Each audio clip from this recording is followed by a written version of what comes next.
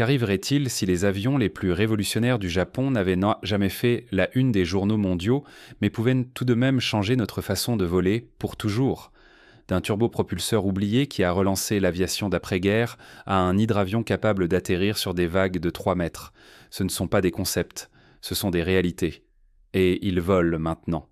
Préparez-vous à découvrir les 15 avions japonais si avancés qu'ils pourraient changer le transport aérien pour toujours. Numéro 15. Avion japonais si avancé qu'il pourrait changer le transport aérien pour toujours. 15. La révolution des jets furtifs japonais.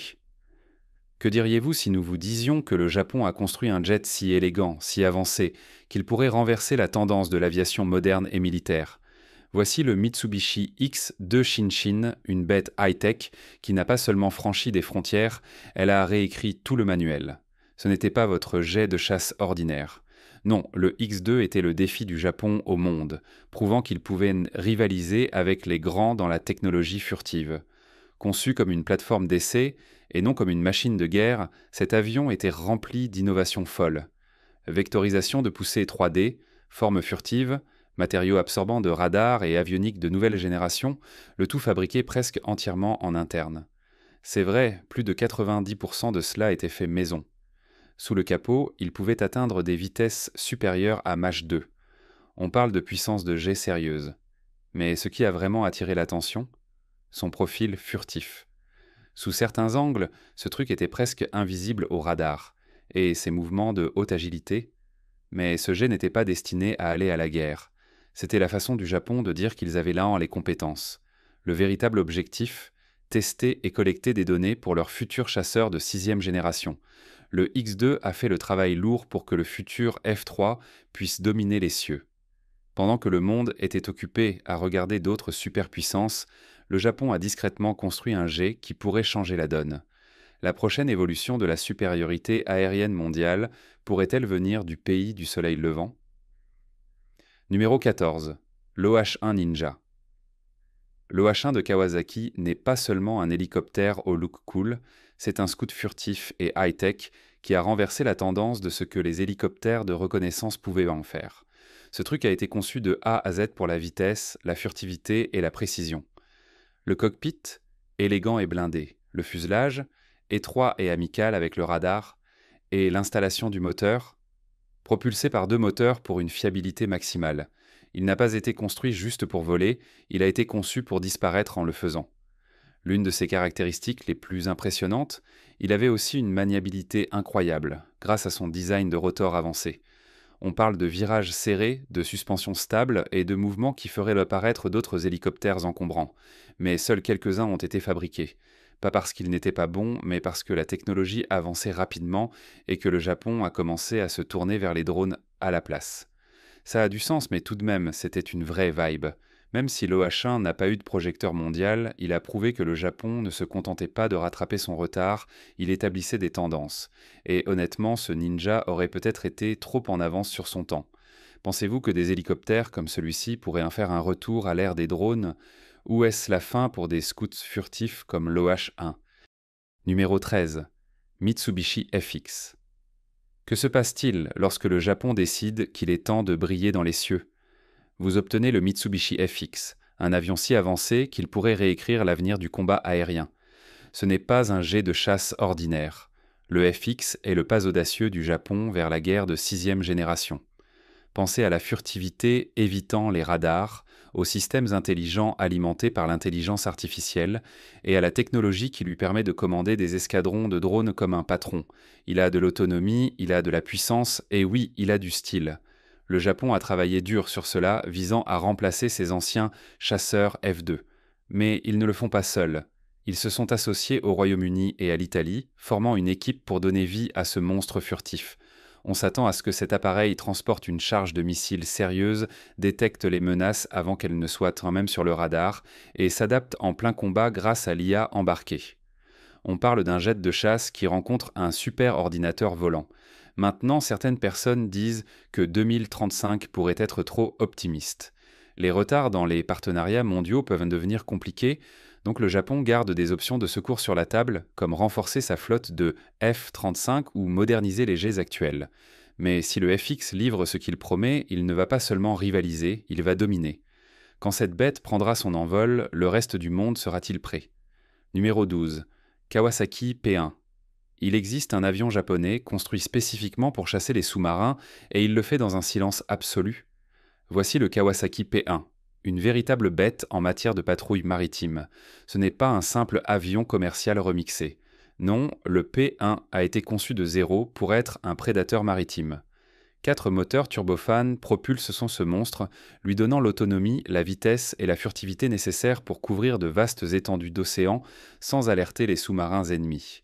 Il vole bas, écoute profondément et frappe fort. La technologie à bord? Directement sauvage. Au lieu de câblage à l'ancienne, il utilise des optiques de vol, des fibres optiques qui réduisent menteur les interférences pour que ses capteurs restent affûtés et précis. Sans blague, il peut larguer une centaine de Sonaboys, comme s'il distribuait des bonbons créant un filet de surveillance sous l'eau. Et quand il trouve quelque chose de louche, le P1 ne se contente pas de le signaler. Il riposte avec des torpilles, des charges profondes et des missiles anti-navires. Cet oiseau a des dents et il sait comment les utiliser. Le Japon l'a déjà mis en mission, mais d'autres pays le surveillent aussi. Cet avion peut-il devenir le roi de la patrouille maritime? Seul le temps nous le dira, mais si vous êtes sous l'eau et que vous n'entendez rien, c'est probablement le P1 déjà à vos trousses. Numéro 11. Kawasaki C2. Parlons d'un jet qui ne se contente pas de voler. Il transporte, fait des démonstrations de force et domine les cieux. Le Kawasaki C2 est la réponse du Japon au transport lourd de longue distance. Et oui, il est construit comme un tank avec des ailes. Cette bête à 2 moteurs n'est pas qu'un simple transporteur de fret. Elle a l'autonomie, la puissance et la polyvalence pour déplacer des troupes, des chars et du matériel à travers les continents rapidement. On parle de plus de 8000 km de portée et d'une capacité de charge totalement folle. Des chars, des véhicules blindés, même des hélicoptères. Le C2 dit « pari tenu ». Mais ce qui rend vraiment ce jet révolutionnaire, c'est la douceur de son vol. Grâce à une aérodynamique avancée et une avionique high-tech, il se manie comme un jet plus petit, malgré sa taille de grand entrepôt volant. Il est rapide, silencieux et super fiable, même dans les pires conditions météo, parlons d'une montée en puissance du transport de fret. Et ne laissez pas l'ambiance tranquille de transport vous tromper. Ce truc est prêt pour l'action. Il peut larguer des fournitures dans des zones de catastrophe, soutenir des missions à l'étranger, et si les choses deviennent délicates, il peut s'intégrer à l'escouade militaire sans sourciller. Le Japon a conçu le C2 de A à Z, pas à partir d'un vieux vestige de la guerre froide. C'est frais, efficace, et ça emballe assez d'innovation pour rendre d'autres forces aériennes jalouses. Alors, combien de temps avant que le reste du monde commence à demander au Japon de livrer en style C2 ? Préparez-vous pour le sujet mystique d'aujourd'hui. Le nouvel avion japonais qui va changer le voyage pour toujours n'est pas qu'un avion. C'est un saut audacieux vers demain. Avec son corps arrondi et ses fenêtres panoramiques, ce croiseur du ciel réécrit notre façon de penser le vol. Mais où ça la queue? Où sont les ailes? Et cela pourrait-il être le premier vrai train volant? Partagez vos pensées ci-dessous et n'oubliez pas de mentionner le hashtag MysticTopic. Numéro 10. Pionnier de l'aviation sous-estimé. Que diriez-vous si je vous disais que le Japon a construit un avion si en avance sur son temps qu'il a fait transpirer les fabricants occidentaux? Ça semble fou, mais c'est exactement ce qui s'est passé avec le Namsei ULS-11. Au début des années 660, le Japon a fait une bombe sur la scène mondiale de l'aviation. Le ULS-11 n'était pas juste un autre avion régional, c'était le premier avion commercial du Japon d'après-guerre, entièrement conçu par une équipe nationale. C'est un gros deal. Après la Seconde Guerre mondiale, le Japon a été interdit de développer des avions pendant des années. Mais lorsque les restrictions se sont assouplies, ils sont revenus en force avec ce turbopropulseur à 2 moteurs élégants. Maintenant, voici où ça devient sensationnel. Le ULS-11 n'a pas seulement volé, il a prospéré. Avec une construction robuste, de solides moteurs Rolls-Royce et la capacité de gérer des pistes difficiles dans des zones éloignées, c'était un véritable cheval de bataille. Les compagnies aériennes adoraient sa fiabilité et sa robustesse. Les pilotes louaient sa maniabilité. Et les passagers, ils appréciaient la cabine spacieuse et les vols étonnamment doux. Alors pourquoi n'a-t-il pas dominé les cieux?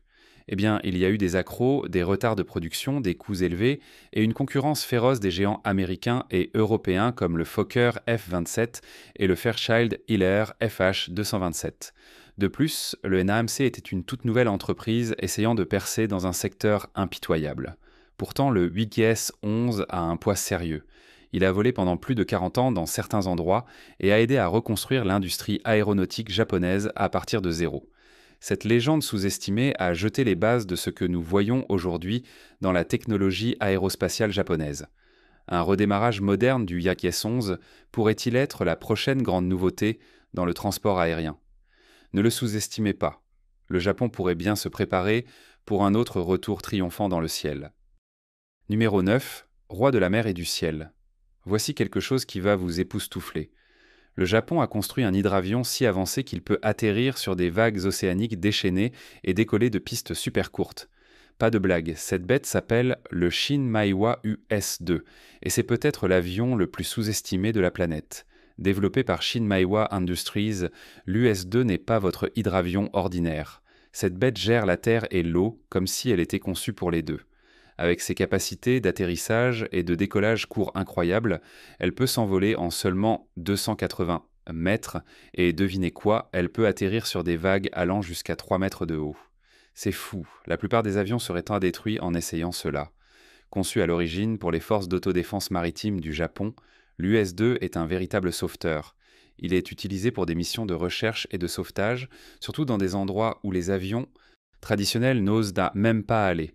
Que ce soit sur une île éloignée ou au milieu d'une mer ravagée par un typhon, cet oiseau gère cela comme un champion.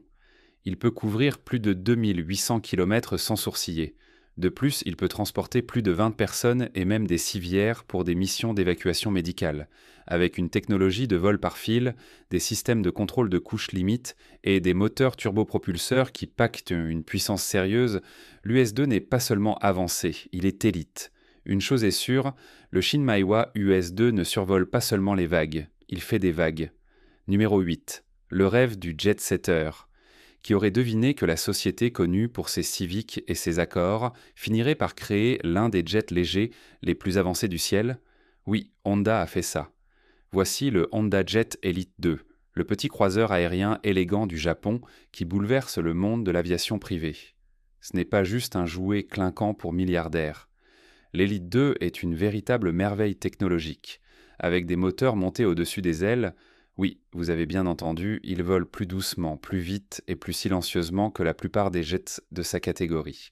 Ce design unique n'est pas seulement esthétique, il réduit la traînée et ouvre beaucoup plus d'espace à l'intérieur.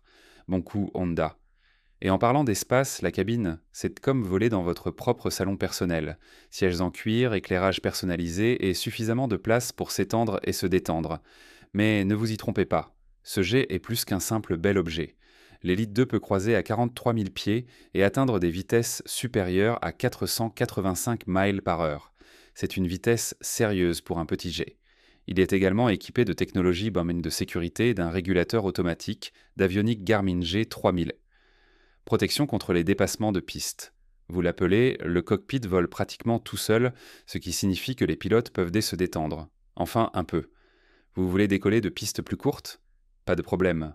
Besoin d'une plus grande autonomie pour des sauts d'affaires rapides ? C'est prévu. Cet appareil a une autonomie sérieuse, 1500 milles nautiques d'énergie. Alors, le Honda Jet Elite 2 pourrait-il redéfinir l'aviation privée ? Franchement, oui. Il est efficace, performant et déborde de style futuriste. Numéro 7. La révolution des voitures volantes. Le Japon construit réellement des voitures volantes et elles ne sont plus réservées aux films de science-fiction. Faites connaissance avec le SkyDrive SD05, un véritable véhicule volant électrique qui attire l'attention et change la donne en matière de voyage aérien. Ce n'est pas un prototype coincé dans un laboratoire. Le SD05 est le modèle de production de SkyDrive et il vient de réussir son premier vol de démonstration publique. Décollage et atterrissage verticaux, pas besoin de piste et alimenté entièrement par des moteurs électriques. C'est propre, silencieux et prêt à décoller. Urfly. Conçu pour deux, ce véhicule est parfait pour des sauts rapides à travers des rues urbaines encombrées. Pensez aux taxis aériens, au transport d'urgence ou simplement à éviter le trafic en allant au travail. Avec une portée cible d'environ 10 km et une vitesse maximale proche de 60 km par heure, il ne s'agit pas de vol long courrier. Il s'agit de liberté face aux embouteillages. SkyDrive ne rêve pas petit. Il prévoit enfin de lancer ses véhicules lors de l'exposition universelle d'Osaka 2025. Pour de vrai. Le Japon veut que ses véhicules volants sillonnent le ciel des villes dans quelques années. Et avec le soutien de grands acteurs comme Suzuki, l'engouement est réel. Ce n'est pas un projet louche dans un garage, il est soutenu par de solides muscles industriels. Cela pourrait-il être le moment où les voitures volantes cessent d'être une fantaisie et deviennent une partie de notre quotidien ? Avec le SD05, le Japon fait un pas audacieux pour changer toute la dynamique du transport urbain. Numéro 6, le croiseur aérien Solo Titrao Aviation du Japon vient de lancer une machine volante qui semble tout droit sortie du futur. Dites bonjour au Mark V, un aéronef eVTOL personnel conçu pour une personne et un seul but, voler en solo avec style. Ne vous y trompez pas, ce n'est pas un drone ou un jouet. Le Mark V est un véritable aéronef électrique avec 32 rotors, des ailes fixes et un décollage et un atterrissage verticaux.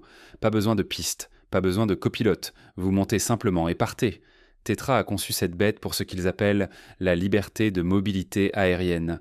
En d'autres termes, éviter le trafic, survoler le chaos et atterrir pratiquement n'importe où.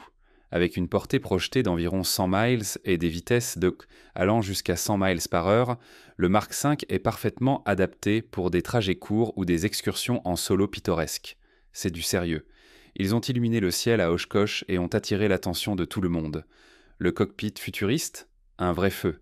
Il a des vitres panoramiques, un tableau de bord élégant et un siège de pilote qui vous donne l'impression d'être dans un chasseur, sauf plus silencieux et entièrement électrique. De plus, il est léger. Cadre en fibre de carbone, construction modulaire et un poids qui le rend agile mais robuste. C'est comme la Tesla des cieux, juste pour une personne. Alors, le Mark V est-il le prochain grand exploit dans le transport personnel ? Si T3 réussit cela, nous pourrions assister au premier véritable croiseur aérien solo pour les gens ordinaires. Numéro 5, le changeur de jeu hypersonique. Celui-ci est tout simplement futuriste. Le Japon vise à ramener les voyages supersoniques, mais cette fois sans le bruit, la pollution ou des prix de billets fous. Dites bonjour au Zéro Émission Hypersonique Transport ou ZEIST. Et oui, c'est aussi fou que ça en a l'air. Tokyo à Paris en seulement 2h30. Ce n'est pas une exagération, c'est l'objectif. ZEIST est conçu pour croiser à plus de Mach 4, soit près de 3000 miles par heure. C'est plus du double de ce que le Concorde pouvait faire à l'époque. ZEIST est propre comme zéro émission propre.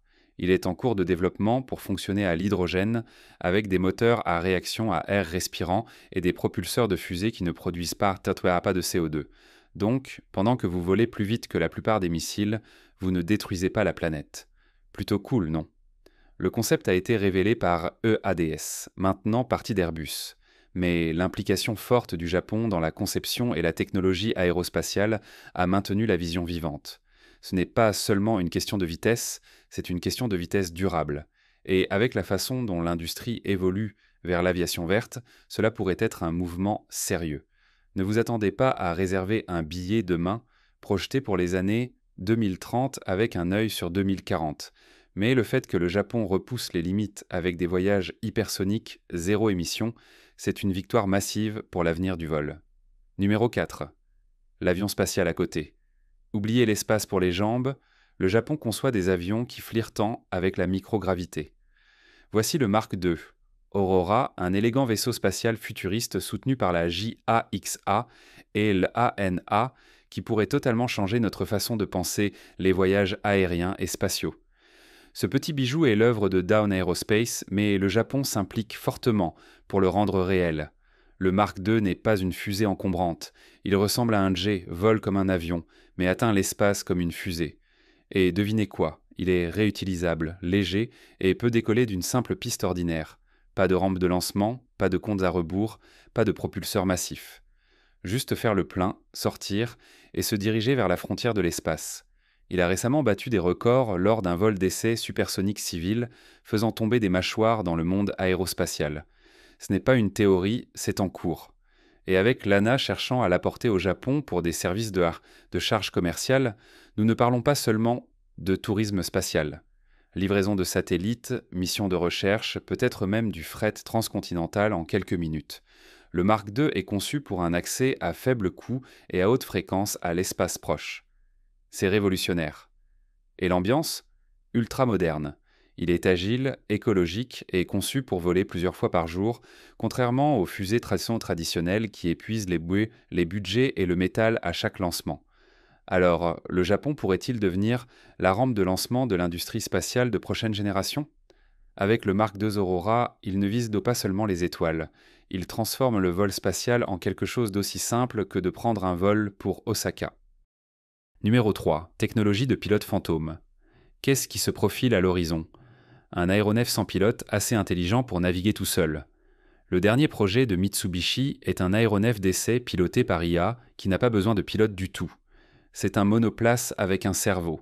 L'intelligence artificielle gère le vol, pense et réagit en temps réel. C'est comme si on avait donné un moteur à réaction à Siri et lui avait dit de gérer les affaires.